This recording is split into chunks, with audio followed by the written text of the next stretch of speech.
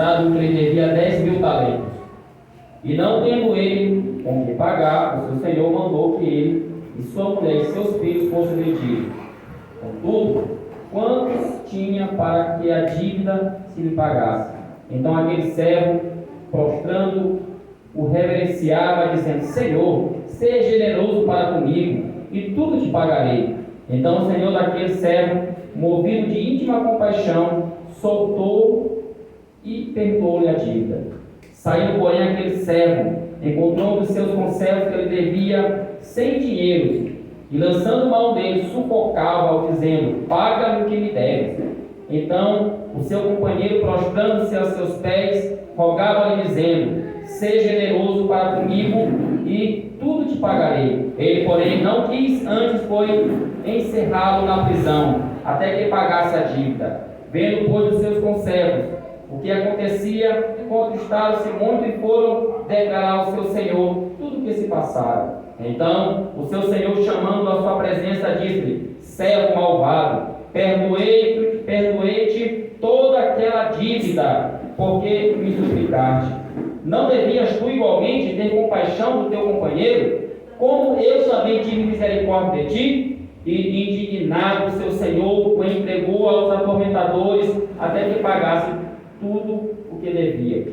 Assim vos fará também meu Pai Celestial, se do coração não perdoares cada um dos seus irmãos as suas ofensas. Somente até aqui o versículo, não vamos demorar muito.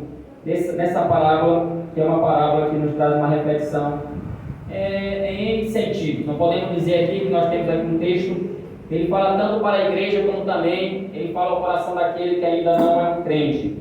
O tema da parábola é o credor sem compaixão.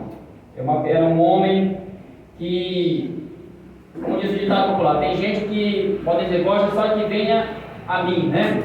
Tem gente que gosta só de receber bênção, só de receber graça, mas na hora de dar a graça, na hora de receber, na hora de dar a bênção às pessoas, na hora de abençoar as pessoas, ele tem um coração duro.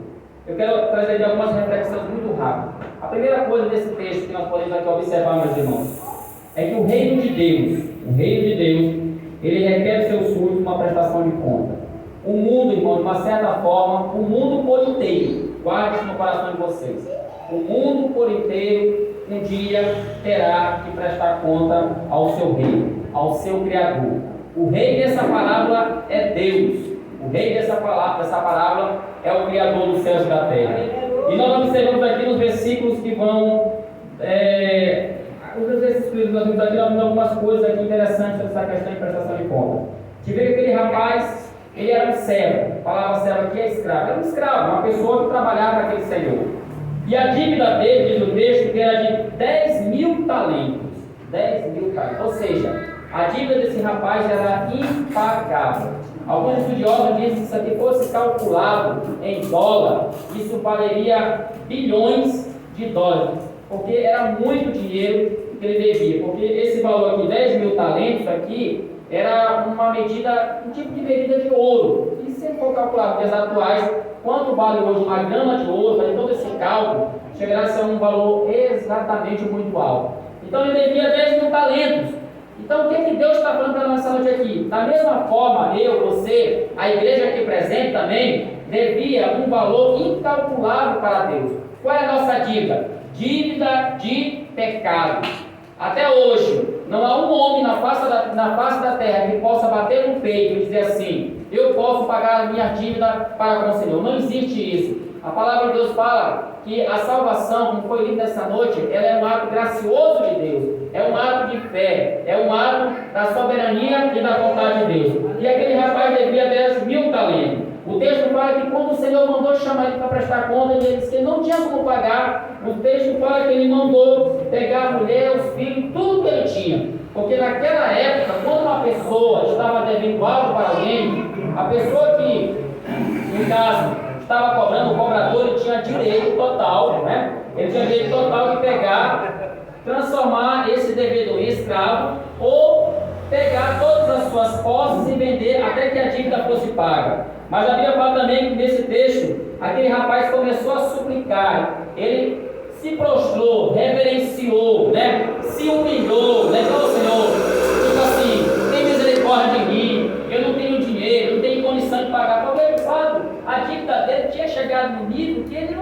pagar? Porque ele era escravo, ele era uma pessoa pobre. E aí o texto fala que aquele rei usou de quê? De bondade, usou de misericórdia e perdoou ele. Igreja, a mesma coisa somos nós.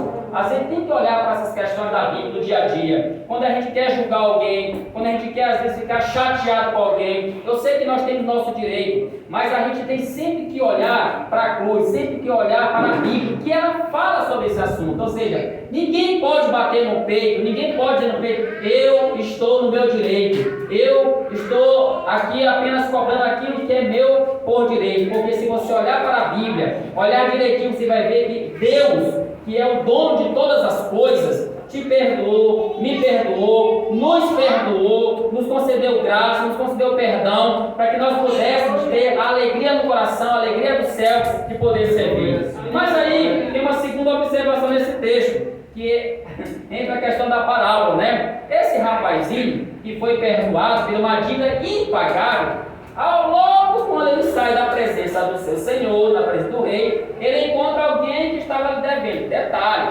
esse rapaz também que estava devendo ele, era escravo assim como ele. E o dinheiro que ele devia, o texto fala que era 100 quilos, ou seja, era uma quantidade muito pequena. Mas aquele rapaz não tinha condição de pagar. O que ele faz? Me paga o que tu deve. Não, mas não tem agora, tipo assim, me perdoa e tal, não dá tempo. Ele pegou, não quis saber o que ele fez, o texto fala, pegou o rapaz e encerrou ele na prisão. E aí, o que a gente observa aqui, irmãos? Tem muito crente assim, tem muitas pessoas assim, como eu falei aqui, como a palavra de Deus fala, que gostam de receber abraço, gostam de receber o perdão, mas na hora de liberar o perdão, tem um coração fechado, tem um coração de pedra. Às vezes, irmão, tem que tomar muito cuidado, tem tudo, no geral, tem que tomar cuidado. A gente tem a mania, às vezes, de julgar as pessoas. Olha, irmão, não deve ser assim. A gente não tem o direito de julgar ninguém.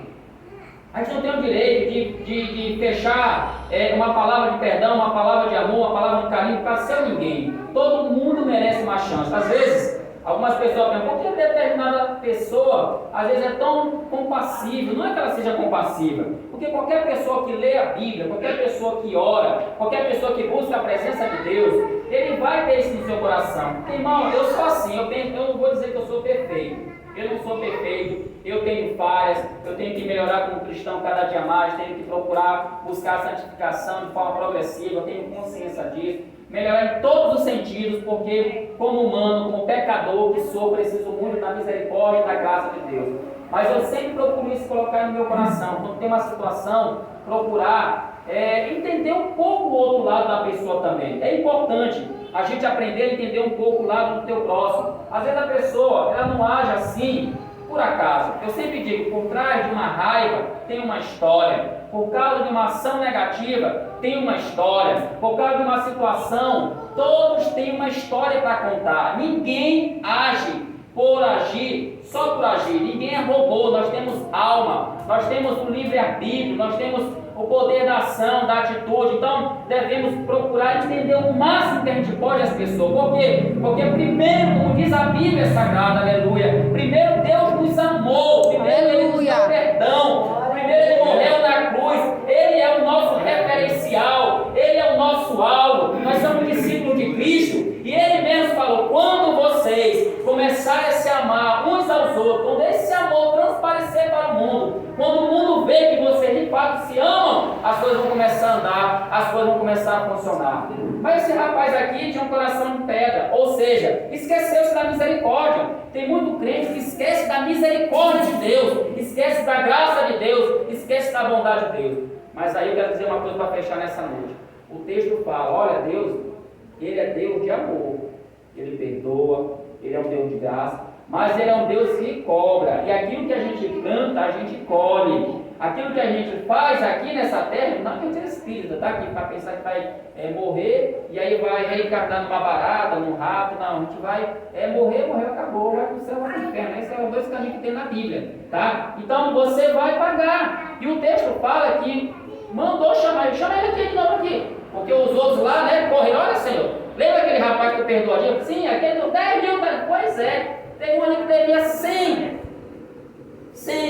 e ele não perdoou. Ah, foi, chama ele aqui, rapaz, por que tu fez isso, né? Eu fui tão compassivo, eu fui tão bom contigo, por que tu não fez o mesmo como eu fiz contigo? O que foi que o Senhor fez? Mandou prender ele foi preso até que a dívida fosse paga. Em outras palavras, tudo indica pela parábola, doutor Marcelo, que ele morreu na prisão, porque a dívida dele era muito grande, tá? O Senhor tinha perdoado ele, mas infelizmente, como ele não usou de misericórdia e de bondade também, agora ele foi provado do seu próprio veneno. Às vezes, irmão, tem gente que está sofrendo na vida. Sabe por que está sofrendo na vida? Porque é ruim. Essa é a verdade. Tem gente que sofre, né? Porque é ruim. Porque é de, coitadinho, meu Deus, não tem R$1. Rapaz, a gente não sabe.